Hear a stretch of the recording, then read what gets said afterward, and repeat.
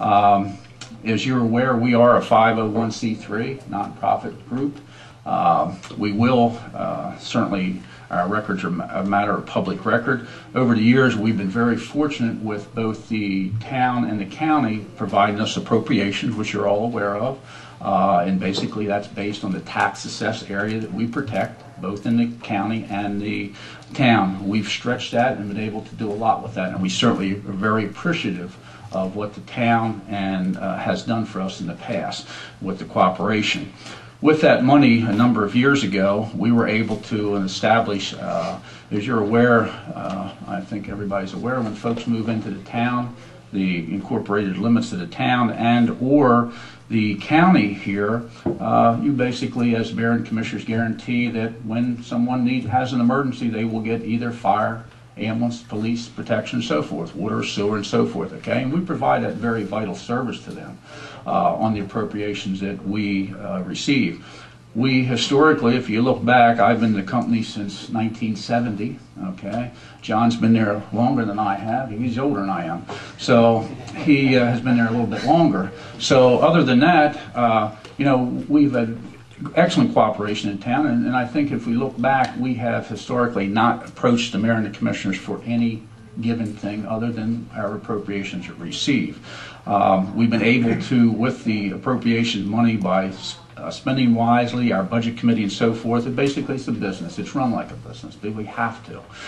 We have provided paid personnel, and I think some people are aware of that and some people aren't, but we'd like to make everyone aware of that, because when someone dials 911, they do expect someone to show up at their door. If you have an emergency, you expect an ambulance to show up. If you have a fire, you certainly expect a fire piece of apparatus. As well, if you dial 911, you expect the police agency to show up. Okay? So we're here to ask tonight if we would take into consideration waiving some of our fees for our major construction that we're going to be doing. We would hope that this station will provide the needs of our community. We're looking for this station hopefully to provide the needs of our community for the next at least 15 to 20 years. It will probably be the last major renovation I will probably see, or building addition to Singley Fire Company, more than likely. But we've spent a lot of time, a lot of work on this. Back in July 20th, we addressed a letter to the town to ask for consideration of waiving the fees or final site plan, which was around $7,800. Since then, we of course have the new addition fees, major utility fees, and also renovation fees, okay? And I don't know whether the town is aware of that. I think you know the process, and with Ms. Minner and Craig Trussell, they've been excellent working with our contractor and architects to try and get this online so we can get ready and move to do this. But we would certainly like to ask the mayor and the commissioners to consider waiving some of our major fees, which would certainly be a long way in helping us to provide for this building, so we won't have to go out and borrow as much money as we're anticipating borrowing to complete this, because we are providing a very vital service to the community for basically pennies on a dollar. We really are. So, John? Put you on the spot. How much are you looking at as far as fees-wise down there? Mayor, what we had originally in July, when I addressed the letter to the mayor and the commissioners, and those fees were a little over $7,700. We have paid those, okay, to the town, and I realize there's a lot of administrative fees and work that goes on behind the scenes that a lot of people don't see, and we understand that. You know, the review of plans, KCI, your town consulting firm, okay, has to review our plans and so forth. There's a lot of behind the scenes information and material has to certainly take place. From what we understand at this point, our new addition fees would be around $7,700, $7,725. Our major utility fees are $60,000, and our renovation fees are $23,8350, and that's without my glasses on. Okay, so that would be, and of course we have to naturally deal with State Highway Administration, because we certainly have worked with our neighbors. I think everything's going very smoothly with the exception of one. Other than that, you know, we're going to have to put naturally right away out onto 213, so we're going to have some other fees other than this naturally that we will approach the state to take into consideration. So we certainly don't want you to think that you're the only one that we're approaching, okay, for consideration. We'll be quite honest with you, we're going to approach everybody.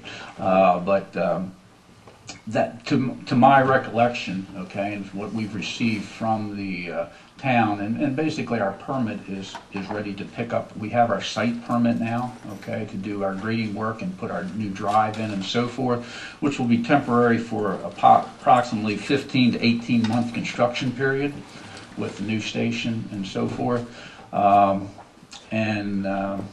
As far as we feel that these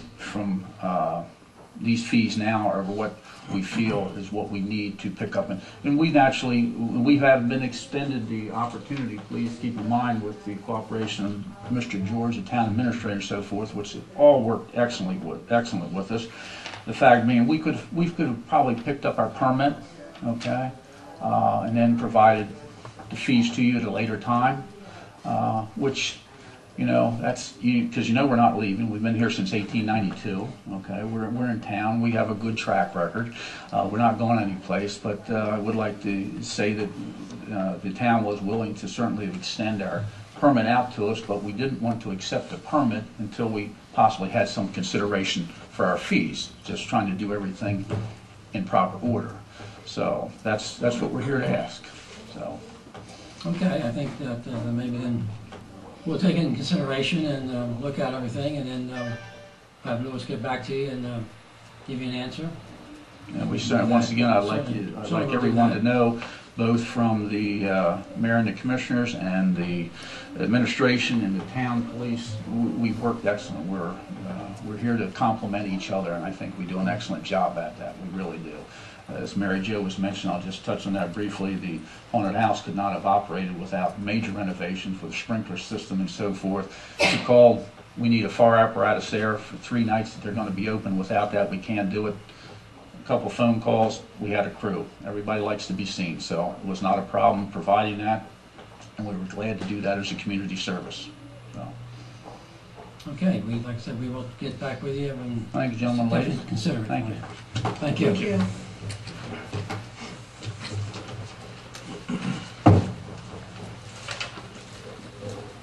Okay, well, Matco, we have some updates.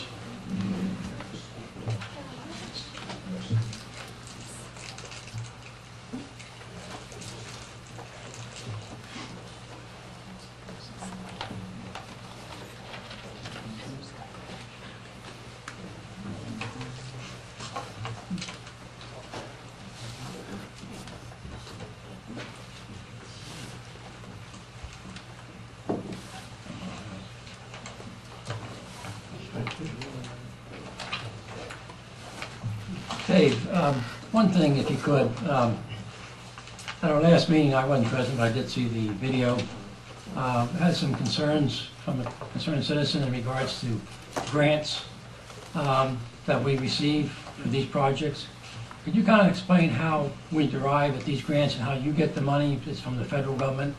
Because there's a concern that we were spending taxpayers' money, I guess. If you'd like to hold off on that, that'll actually be part of the long-range plan Oh, really? presentation, which will be the third part of what we're Oh, talking okay, you already had it about. figured out. Good, Yes. that's fine.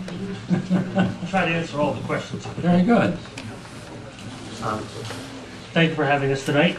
We're back to give you an update on this particular project and hopefully get your endorsement on where we are with the plan. We have been working for over a year now with an advisory committee made up of town staff, Cecil County residents. I think there's some people with business interests in Elkton who sit on the advisory committee. And we also have the Maryland Department of Transportation, the State Highway Association working with us. Like I said, everybody's worked very well, and we're ready to show you what we've done for the town of Elkton and with this bicycle plan. Not to give too much background, but the town came to us over a year ago and asked us if we could assist with the development of a bicycle plan We were very careful. We had a similar experience with Boynton, and one of the things we wanted to do differently was make sure that we were assisting the town in a plan as opposed to just preparing a plan that the town wasn't necessarily involved in every step. So we've been very successful, we feel, with having full participation, also from different departments. I'll go over that as part of the plan. But what I'll do tonight is walk through the background assessment, which I kind of just did. The network, the parking, transit considerations, the ease, enforcement, education, encouragement, but then implementation and evaluation as well. So the background, Elkton is a very walkable town. It's nice and compact. It's a nice town to spend time in and to move around on foot when you're out of your car. One of the things that it's considered livability when you can move from place to place very easily without a car.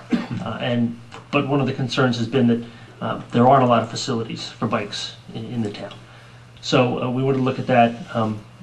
You've got two potential paths and greenways that will be passing through the town or adjacent to the town. And that actually, there's a tourism feature that people on the East Coast Greenway, which we'll talk about later, actually they like to bike from state to state. And so there's a tourism element to that, and making yourself attractive to that type of tourism will be an economic benefit. But also, we're looking at transit-oriented development. That's what TOD stands for. And the people who use transit are also more active and tend to bike and walk as well. So you consider all those things when you're doing a plan. We're going to look at, we looked at existing conditions and, as we said, the lack of facilities and low usage. There's not a lot of people riding bikes because right now there aren't a lot of places for them to ride where they feel safe and comfortable. And the local needs, if you're going to embark on a bike plan, you definitely have to have bike parking abundantly and spread out throughout the town, but you also need to look at safety education and programs to promote the use of bikes. I will say right now, I am aware that you have a lot on the agenda tonight, so I will keep it as brief as I can, but please stop me if you have questions as we go through. So the vision and goals were to become a town that supports healthy bicycling as a healthy form of transportation and recreation for residents and visitors of all ages.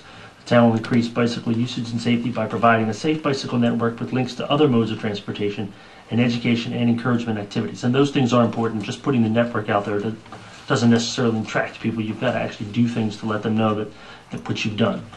So the goals were to develop a coordinated network that's convenient and accessible and looks at all the different modes. But then also goal 2 is to teach children and adults safe bicycling techniques. A lot of people grow up and haven't ride a bike till they're an adult. They don't really know how they should be on the road with cars or on the shoulders. Increasing the bicycle usage by establishing a good image of bicycling in the community, and also looking to attract bicycle-oriented businesses could be a benefit to the town. Providing enforcement of traffic laws. That's a basic precept. You have to do that to provide for safety. And examining and quantifying the plan's progress. We have to keep looking at the plan, see what we've done well and what's worked, and look at what hasn't worked so much so that we can continue to improve the situation. So the network is proposed to be made up of off-road and on-road facilities. We're using SHA's bicycle safety guidelines because we want to make sure that the bike is, what we do is approved by the state as well. We don't want to have things that are totally different and we have to go through another process. The impact will be on safety, providing a good environment for cyclists. When they say bike-friendly rumble strips, sometimes the placement of the rumble strip, especially as you're headed out of town, can be a big factor on whether or not the bikes can still use that stretch, especially when we're talking about bike shoulders. Signage is important, both to show where the network is, to give some direction to cyclists who are trying to get to different destinations, and also for parking locations, so people can find parking easily if it's not right out in front of a business. Intersection treatments are very important. There are some places we're looking at that even the pedestrian crossings aren't necessarily marked well and maybe not signaled properly. You need to provide that same type of environment for bicyclists. And also then when you look at your zoning and subdivision regulations, you have to make those provisions within those regulations to make sure that cycling is encouraged, and when businesses go in, there's some idea about providing bike parking. It can be a benefit to the business that they can provide fewer parking spaces for cars if they're doing more spaces for cycling. So there are some trade-offs, but there's also a lot of things to look at, and the town needs to have that. That's got to be part of the process.